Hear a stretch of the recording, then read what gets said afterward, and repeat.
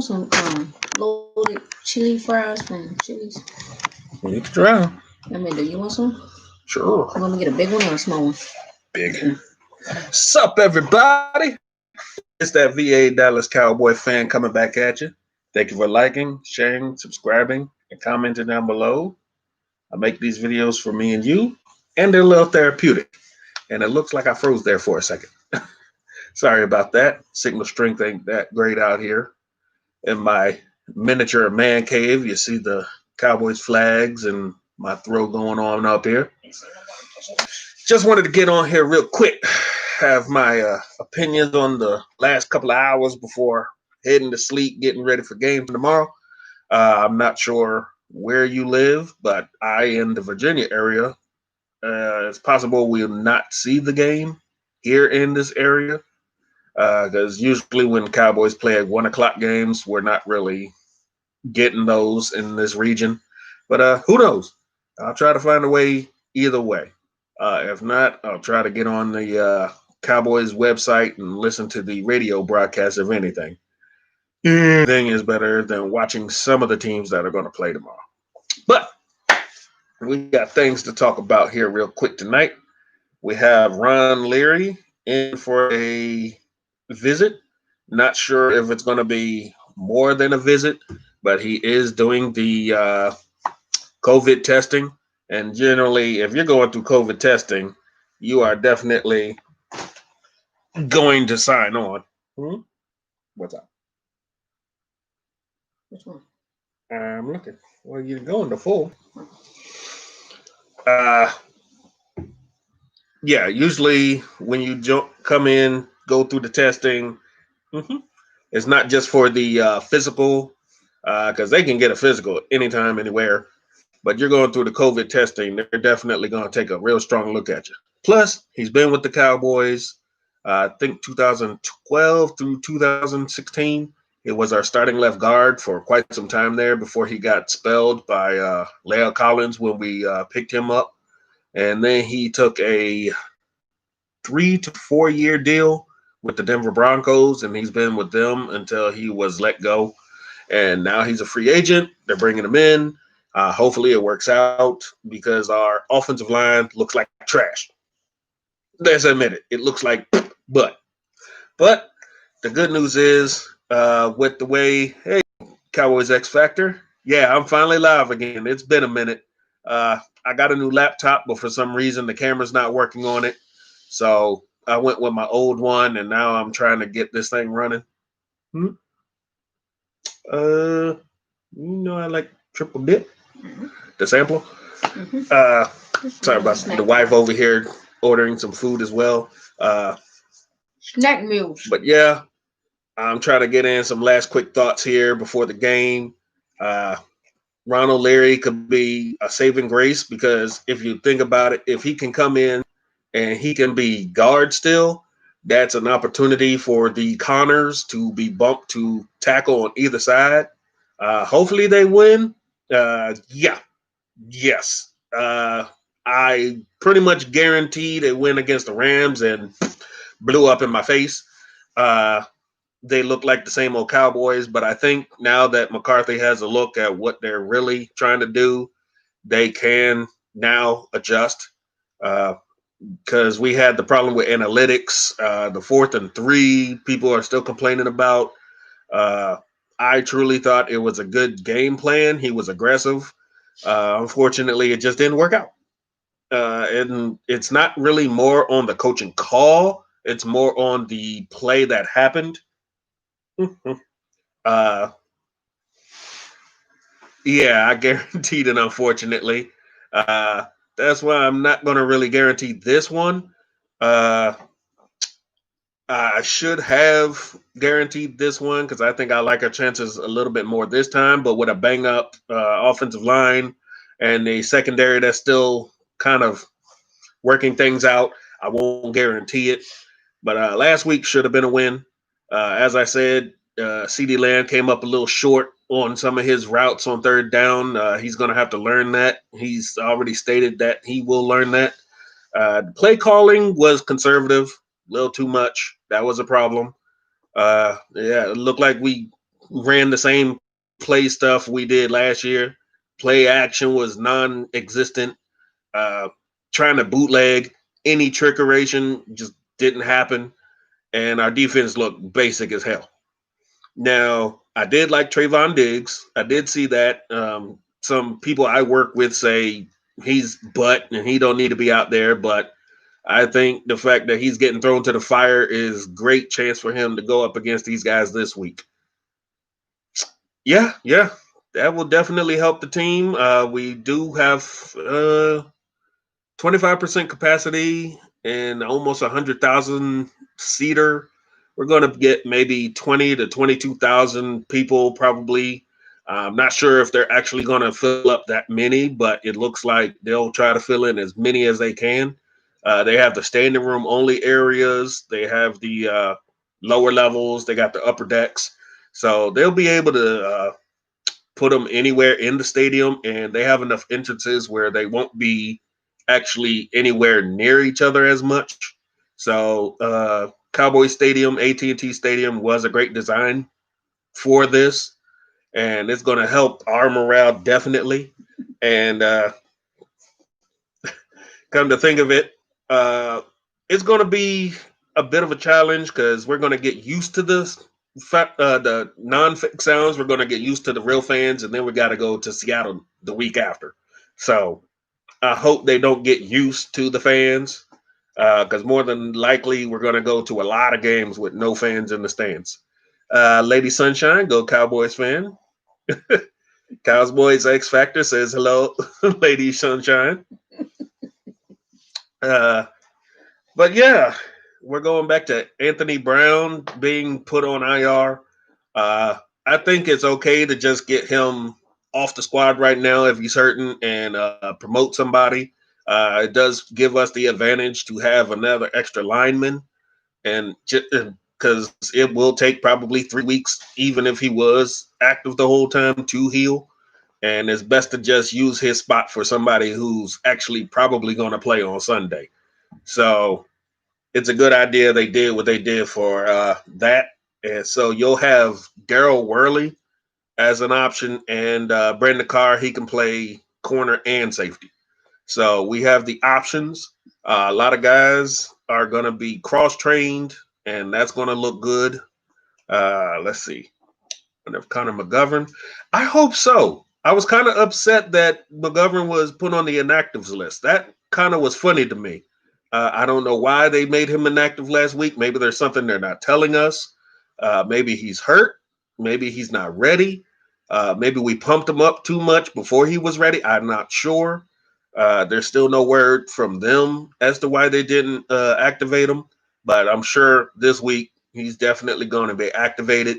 He's going to play backup guard and center because they did use Biadish last week, and he played center while they kicked over Looney to guard real quick.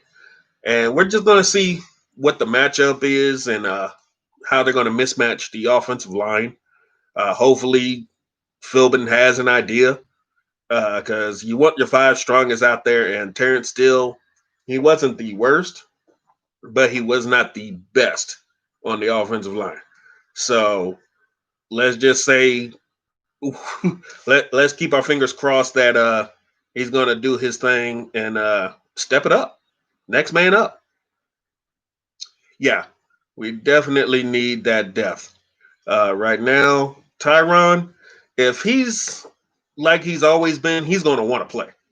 Uh, I have no doubt that a lot of Cowboys want to play, even injured, but you got to save them from themselves.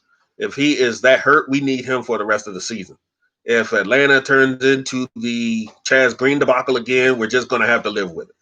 If it's going to turn into uh, the experiment from last season when we beat them, then so be it.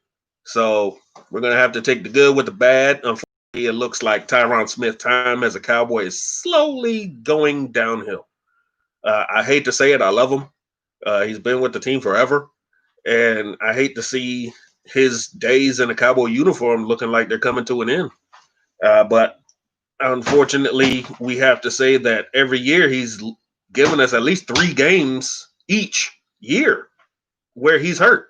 And starting the second game of the year, you can't go. That's not a good look. Yeah, yeah. Cam Fleming, uh, he's okay. He went to the Giants. He ran with Garrett, but he said some things on his way out about the Cowboys organization that really didn't hit well with me. He talked about how we trained, and that wasn't cool. But he's a Giant now. He can have it. Cam Irving was not a suitable replacement, but where that was, bargain basement shopping. They seem to think that this O line is going to be 2014 or even 2016 good still, and that's just not the case. So it looks like they're just going to have to run what they go with. Let's see. Still no word on the Earl Thomas thing. Everybody's been talking about Earl Thomas. It's still not happening. I'm still not seeing how a safety is supposed to save this whole defense. You can want him. His ball skills are there. But if you're going to freelance, miss meetings, and potentially be a future Hall of Famer, you got to give me more than that. You got to be on the field and guaranteeing me victories. I'm not just going to have you just because you're there. Just talking about it. That Earl Thomas. Yeah, I don't think they're that desperate enough. They seem to want to keep rolling with whoever. Hmm? Blooming onions. Yes, I like those. And Earl has the talent. He's naturally better on the field than the guys we have.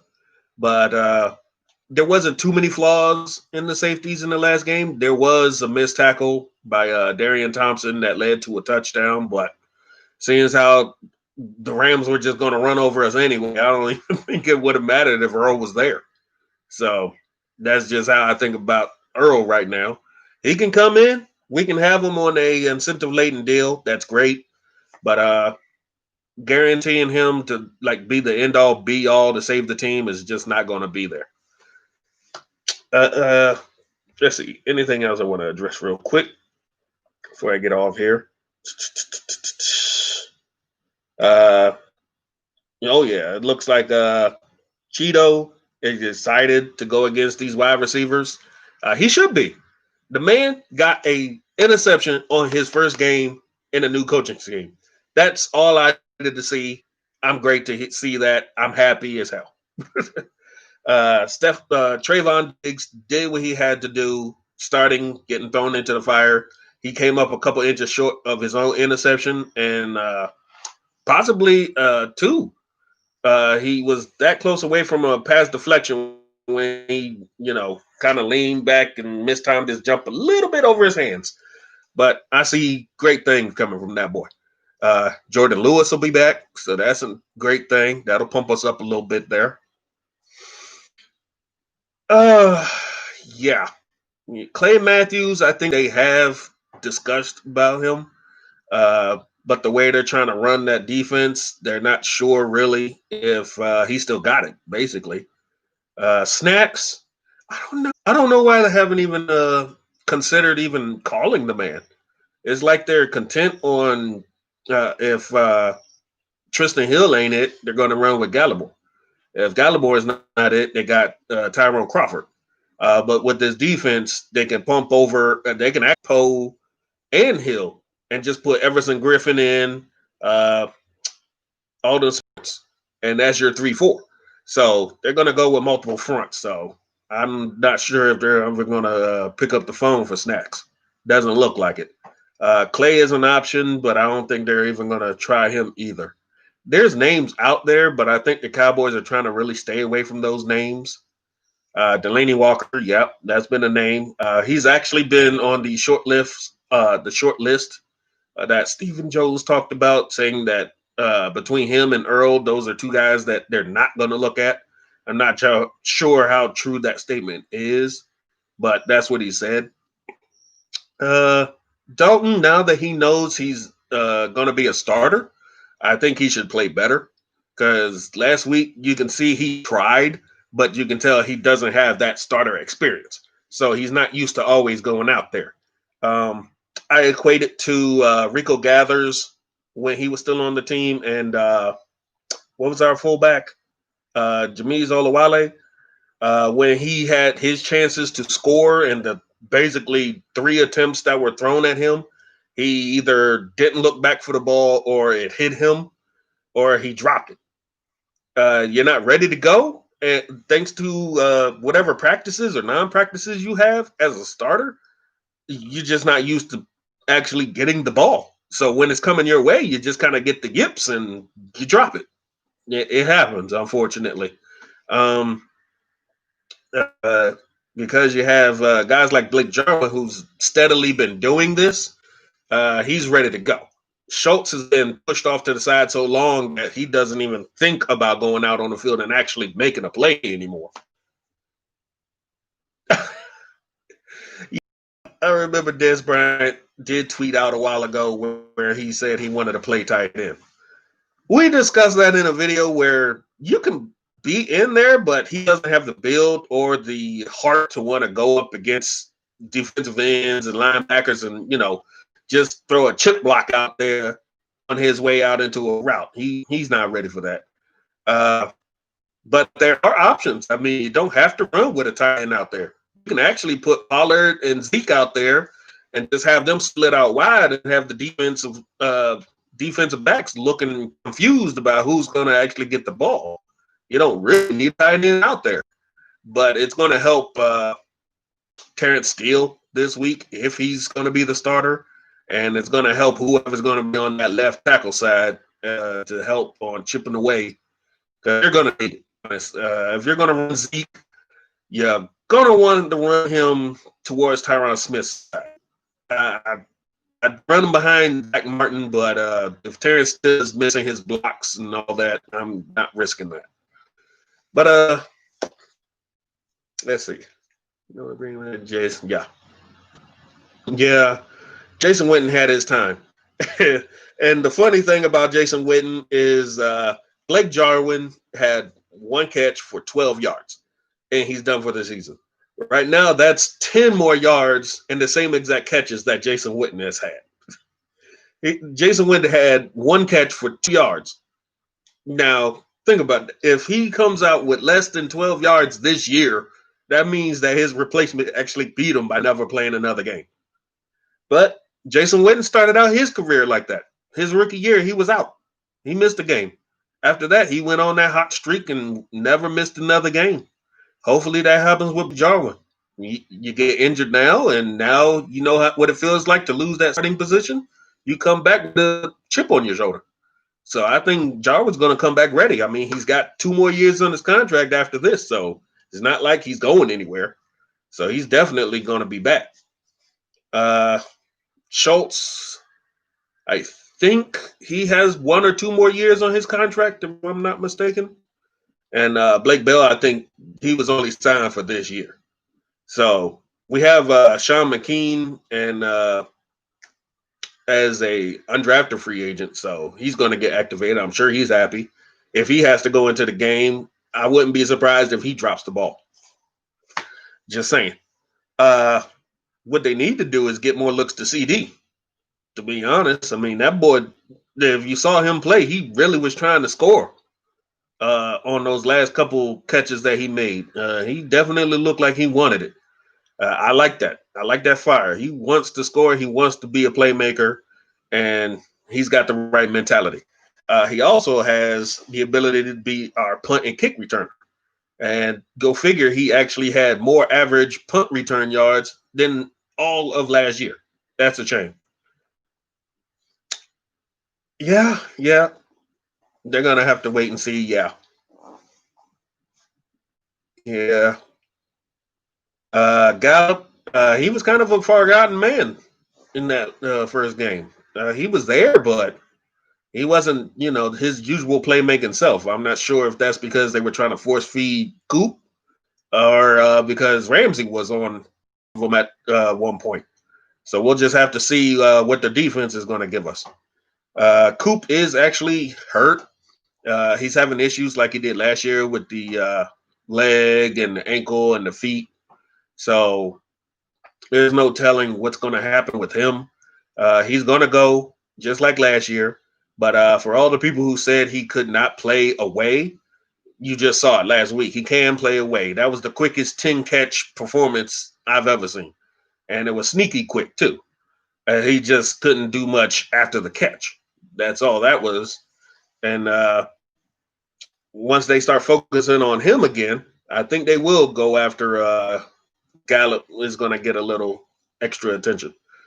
After him, if you take out Coop and Gallup, yeah, CD can come out a couple routes.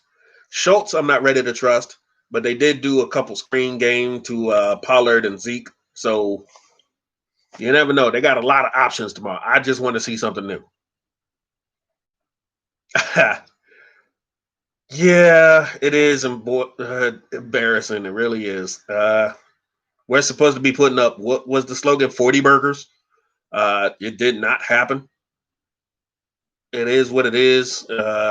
We do have the offense that we can produce up 40, but if we can produce anything between, I'd say 28 to 35 a game, if our defense can hold them off, I think we can win. A major problem we still having is scoring first. If we can score first and put it on them to have to come from behind, our defense can finally pin their ears back and just go at the quarterback.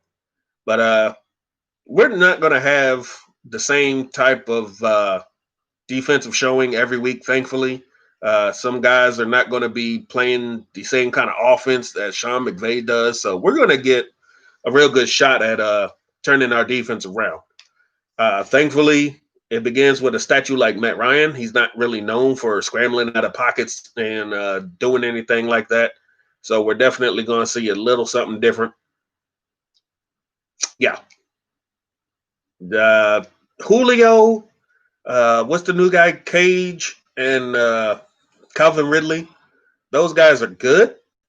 They each had 9 catches last week for, I think, $110 for the rookie, 150 for Ridley, and 157 for Julio.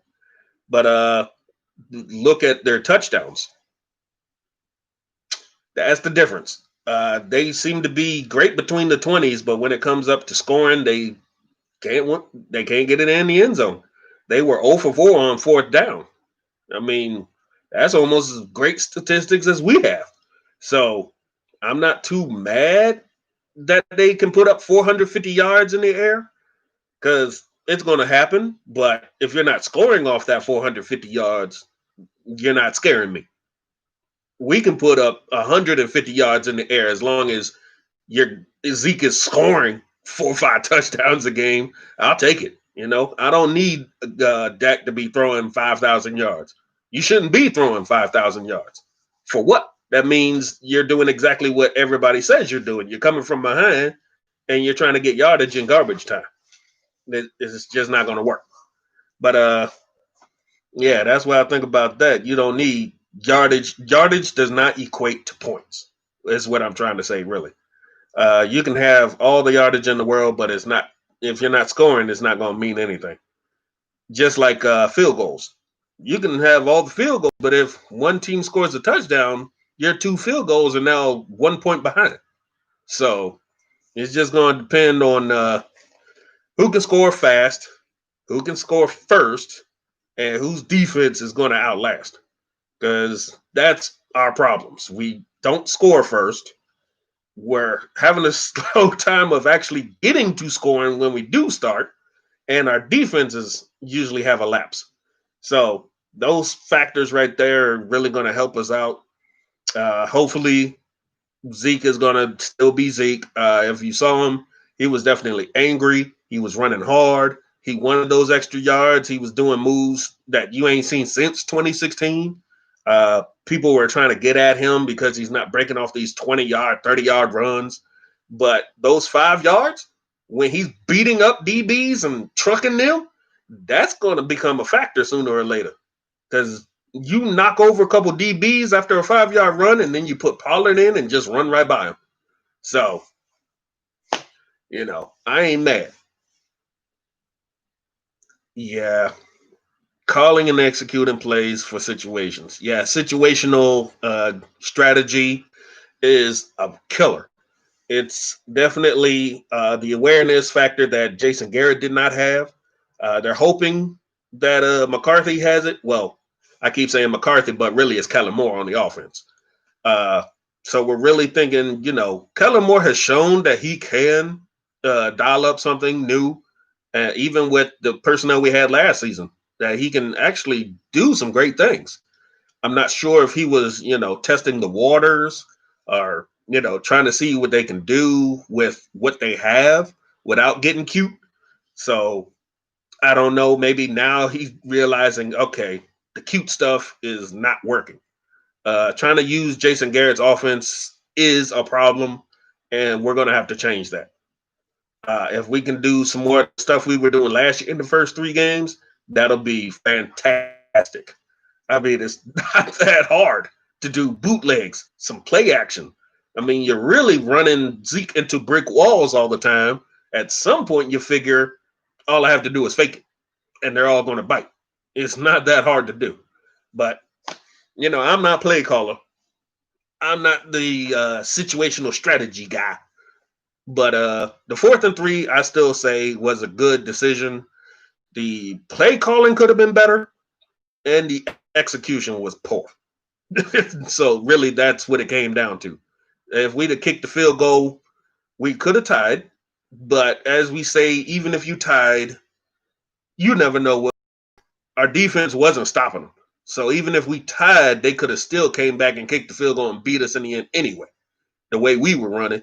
So, I can't be at fault for the 4th and 3. If he'd have made it, great. We wouldn't be talking about it. If he didn't make it, which he didn't, we're still talking about it. Our D ends need to play outside contain. Yeah, Jonathan Cook, yes. Uh, I don't know why these guys always seem to be, rushing up and doing the same type freaking moves. I mean, Jesus Christ, can you do something? you know, uh, they seem to be like, if they're pushing up, and here's my big bugaboo. You can ask my wife. When these guys are pushing in the pocket, and somebody like Jared Goff is going to release that ball in about 2 seconds or less, how freaking hard is it? Hello, the ball's going anywhere around you, knock it down. I mean, good lord, how hard is that? That's just me. I don't know. Yeah, I mean, it's a game of what if, basically. We probably could have won it in regulation if we'd have kicked that field goal. We could have won it in overtime. But the way I saw it, the way they were going, there was no way we were going to stop them. Our defense was definitely not able to keep up with them, especially because of all the injuries that were starting to happen. Uh, I didn't know Anthony Brown was hurt. So that forced some changes at corner to begin with. So, with these guys coming in and playing cold and not knowing what to do, really, I don't think our defense was going to stand up anyway. That's why McCarthy thought it's better to just go for it and try to get the win, but they just didn't execute. So, you know, hopefully things will turn out different tomorrow.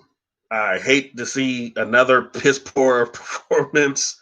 Uh, if you told me tomorrow night Matt Ryan went off for 560 yards or something, I'll be like, okay, well, how many points did he score? Did he win? You know. Oh, what's up, PC76? I ain't seen you in forever, my man. But thanks for the shout outs on the other videos. Uh, what you think? How much more time to the food? 30 minutes. Okay. I got a little more time to run on here. I'll probably give y'all a couple more minutes. But let's run through a couple more things. That's right. That's right. Please click that thumbs up, like the video, share, subscribe if you haven't done it already. Come on here. Uh, where was I? Offense. Let's go through this offense. You got one of the best quarterbacks. I don't care what anybody say. He's one of the best quarterbacks out there. If he's not top 5, he's definitely top 10. But they're just not letting him off the reins. I'm not understanding. When you see the game, he was on the march. He was on the move. He was running that 2-minute drill. He's moving this team down the field every time. And then you call timeout. What are you calling timeout for? The man's running the team down the field. He's running this. And you call time out on him? That's a Garrett move. We can't have any more of that. That's, I don't know. It was a breakdown from somebody, but this is why I'm a little pissed because y'all still don't see the quarterback wristband on Dak Prescott. He's still not being let the reins where he can call his own plays at the line of scrimmage. Why not? This man has been around enough time that y'all need to just let the reins off the man and let him run this. I don't know what it is that they're holding him back from. I don't get it. He has the ability. Just let him run it. Just let him run the show and let's just see what happens, Because if you look at the statistics and you look at the games, every time you let him go into a 2-minute offense, he's scoring.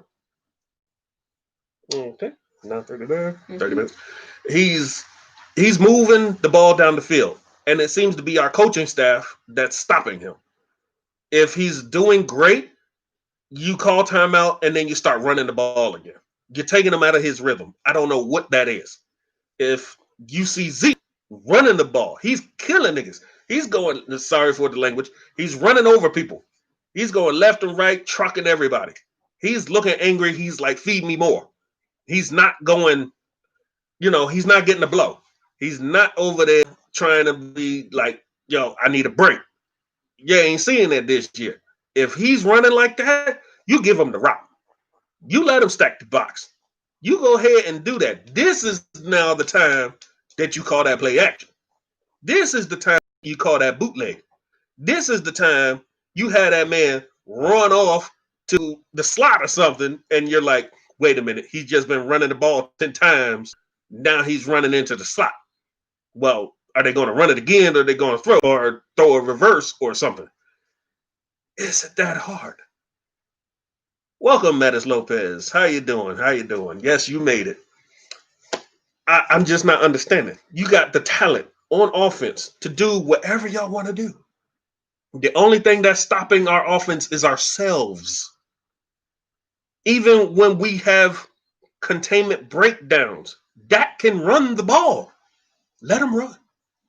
Let him run. That's all I ask. I mean, it's not that hard. If that ain't the problem, we have an issue with flags. Flags.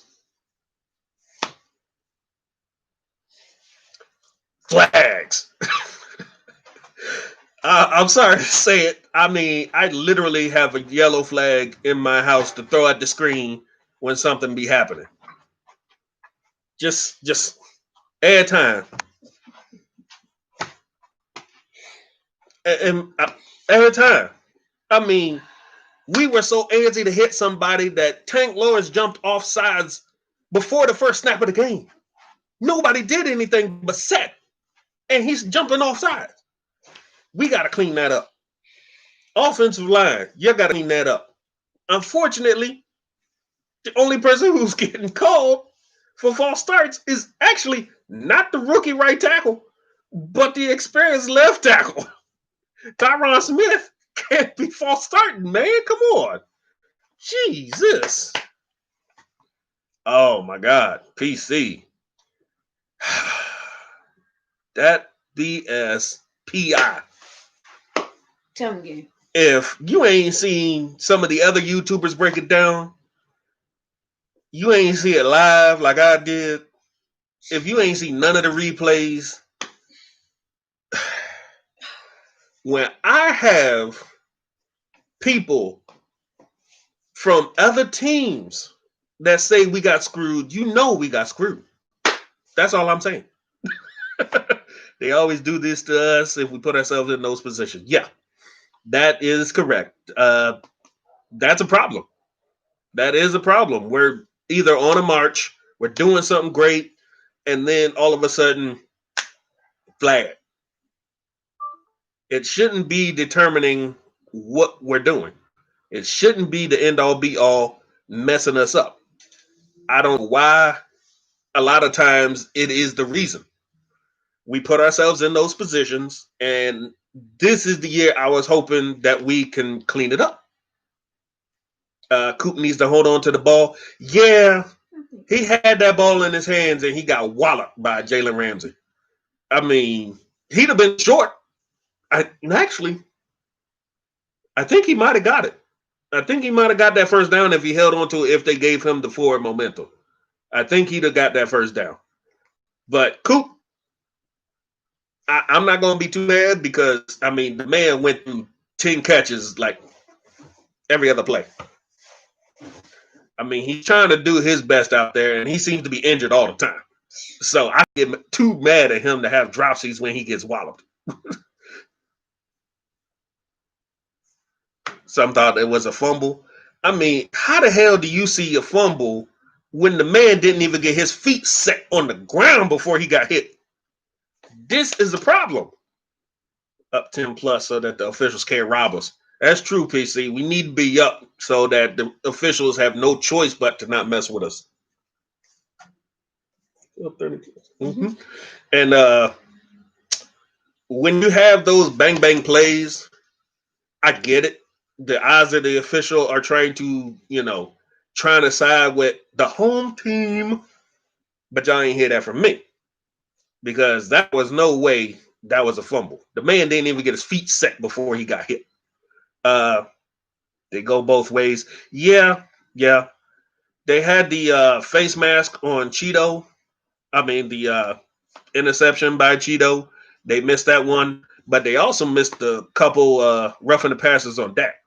So that's why I said that can be excused because Dak had his hand, a hand on his helmet too, and they didn't call a thing. So I'm go both ways on that one. We can't just let them flags be happening, man. The route itself, the play itself looked horrible. I mean, you knew where the sticks were, but this is the problem we keep having with this Scott Linehan / Jason Garrett led offense. You keep running out and curling back. You keep running the 9 route every single time. Jalen Ramsey has nothing to do but sit on that route. And you see Coop get mollywopped because they keep coming back with their 9 route. Now, when they change the 9 route and go with that go route or the sluggo, look what happened. Jalen Ramsey couldn't keep up. He didn't know that you going long. That was the one time he didn't know what to do. He got outright beat by Gallup. And then he had the nice acting job where he's just falling out and, flopping over the field. And you call that offensive pass interference? Come on, man. You holding Gallup's arm all the way down. You hooked his arm. And when his arm is already outstretched, how can he push you any farther? I mean, there's an official behind you and there's an official right next to you. And both of them say, yeah, that was offensive pass interference. Are you serious? What game are you looking at? What call are you looking at? There's no way a man whose hand is already outstretched could push any farther. But as you've already said, if we're already up 10, it's not even going to matter. A flag like that wouldn't even have done anything. We'd have basically ran the ball and ran the clock out. We just can't put ourselves in those positions. We can't do it. It's killing us. I hate to say it, but we put ourselves in that position. But I've talked about the offense. Let's get on the defense. In fact, let's run through a quick one. Special teams. Kick returns. Punt returns. Better. Nothing else needs to be said. They were way better than 2019 combined. All of 2019. The punt returns and kick returns was better. So at least something's going right on special teams. The coverage is better. The average starting point of the first game actually was just a 2-yard difference. We started on 27, they started on 29. That's way better than what we started last year. The field goal, I reported it myself that Greg the Leg was not even attempting over 50-yard kicks in training camp. Without Kyle Forbath even giving him competition, they were hoping to never even trot him out there for those kind of kicks. And you see, they needed to. He needed to at least practice something because he missed that one and he barely made the one that he did make. It was kind of wobbly there for a second, but they can do better. But the special teams as a whole has played better, so I'll give them that. All right, on the yeah, yeah. He definitely had the confidence to come back in there, and I'm sure he wanted to make up for the 53-yarder he missed. If he had the chance, he'd have definitely nailed that tying field goal. Fortunately, we just didn't give him a chance. That's our problem. Defense across the line needs to be better. The defensive tackles, they ran right through you. Yep, yep. Actually, I think Forbath has been picked up by somebody. I can't remember. I'd have to look it up. But I think Kyle Forbath has already been picked up by somebody. So we're not going to have that option, unfortunately. Let me look it up real quick. Because they did catch what he was doing last year and how he was 10 for 10 for us. So, uh, yeah, Kyle Forbath has actually been signed today by the Carolina Panthers. He's now on their practice squad. So we don't even have the chance to get him back. We're going to have to stick with Greg the Leg. Tank stats have not looked good. Yeah, I mean, he's talked all that talk and he still ain't walking the walk. I hate to say it, but Mama Lawrence, you're going to have to slap that boy or something. You're going to have to get him into shape. There's no more excuses for him. Yeah, Carolina, actually, it just said about 5 hours ago he was actually picked up. Should have kept Forbath, little touchdown. Between those two, I'd have kept Forbath because he was already here. Greg DeLay was pretty much their pet. If you go by John Fossil, that was his guy. So you kind of figured that, and he was signed to a longer deal, that he was going to be the one they kept. Unfortunately, he kind of missed that first one. I'm hoping it's not a Brett Maher again. All right. But you never know. He could be a Brett Maher after this, or he could be a Dan Bailey.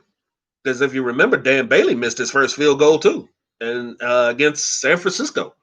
And after that, he was money. So we don't know which Greg Zerline we're going to get, unfortunately. Still him off the practice squad if he gets on the Panthers active roster. Yeah, actually, the practice squad gives you 4 members to protect. I'm not sure if he's eligible for that, but I think more than likely he's going to be there stashed away for a while because, like I said, you didn't even know he was picked up. So unless something happens in Carolina, nobody's even going to know he's there, really. Unless Greg DeLay starts regressing, then they're going to put out that feeler and be like, great, now we got to trade back to get him again. Yes, Zerline had a growing injury. Fossil said so as well. Apparently, that healed over the offseason. And since it was an extended offseason, he didn't need surgery or anything. He just needed to stop kicking. And it's healed up, and now he's playing a lot better. As we've reported in training camp, he was 12 for 12 or 18 for 18, something like that. But it was distances of 48 and below. So he never even got a chance to really extend himself to going for those 50-yarders or 50-plus field goals. Oh yeah, I think I did hear that. Somebody laughed about that. Yeah, Brett Maher is on the Washington football team practice squad. Say that three times fast. Washington football team practice squad. Uh, but yeah, uh, as far as our kicking goes, I think Greg is going to get back on track now that he knows that it is now a possibility that he will have to trot out there and kick those 50 plus yarders. I think they're going to have to start incorporating that into his practices. But since the media can't really do too much reporting about their practices right now, we're just going to have to go off what they tell us, what they tweet about after practices if they can, or whatever we can get. We got those little bit of gleams. But we cannot have Washington a team no name on the division. Yeah, we got to get back on track. We can't have the Washington no names leading this division any longer. Ain't gonna happen. No, no, ain't gonna happen. But let me hit this defense real quick, and food's on the way. Defense, y'all can't have nobody running through the line no more. How many times do y'all keep doing that? Todd Gurley better not run through this line tomorrow. Bad knees and all. He bet not run through this line. If y'all, you better not let him run through this line tomorrow. I swear. If he goes off and has like 20 carries for over 100 something yards, something's wrong. Y'all gonna have to go ahead and blow that defensive line up again. I don't know exactly. He bet not run up through that line. I tell you what. And if Jalen Smith, now we know he's gonna actually stay in his weak side linebacker spot. He better come up and lay that wallop on him. He better come up and just slam him to the ground and be like, "Yo, you know from last year not to come up through this hole." Sorry to keep you waiting. I'll let you go enjoy your food. All right, people. But yeah, I'm gonna run through this real quick. Linebackers: Joe Thomas, Jalen Smith. They're probably going to start. You'll have Luke Gifford as backup. Francis Bernard, if they activate him, he'll probably be there. We're going to need some linebacker help because if any of those guys drop again tomorrow, you can forget it. Corners: like I said before, we have Stephon Diggs, Cheeto, Anthony Brown's on IR. You got Daryl Worley and Brendan in case you break in case of emergency. Safeties: we still got Donovan Wilson, Darian Thompson, X Woods, Brandon Carr again, and that's it. Whoever they want to bring up off practice squads, everybody's going to have to play better. Uh, I don't know what they got to do. They need to, since it's at home, I hope they spent the week together. I hope they had time to work out the kinks, talk to the coaches, look at that film. They've been at the Star all week. So, as far as I know, they stay at the Star during their weeks that they're going to be at home. And they better get on that and figure out what to do to recover. Defense doesn't need to be cute either. If it works, stick with it. If you want to be exotic, stick with that. Just don't keep giving them the same looks like we did last week, all right? Because you bet not let these guys run all over you. I swear. I can't have Matt Ryan throwing for 500 yards and getting ran over by 100 plus by Todd Gurley. Nah, that ain't happening. So that's all I got to say about that. About to hit up this food, y'all. I hope you've hit that thumbs up. You've liked, shared, subscribed. I hope this was a good live stream for you as it was for me. I love getting back talking with y'all live. I'm going to try to do this more often. Got my makeshift man cave going up behind me. And we'll see y'all after game time, 1 o'clock. We're going to get with y'all tomorrow. Hopefully it's some good news. If not, you're going to see this dude wearing a black hat, a black shirt, pissed off as hell. That's all I got to say about that. Don't bet not have no anger up in here tomorrow. All right, y'all. VA Dallas Cowboy fan, out. Have a good night.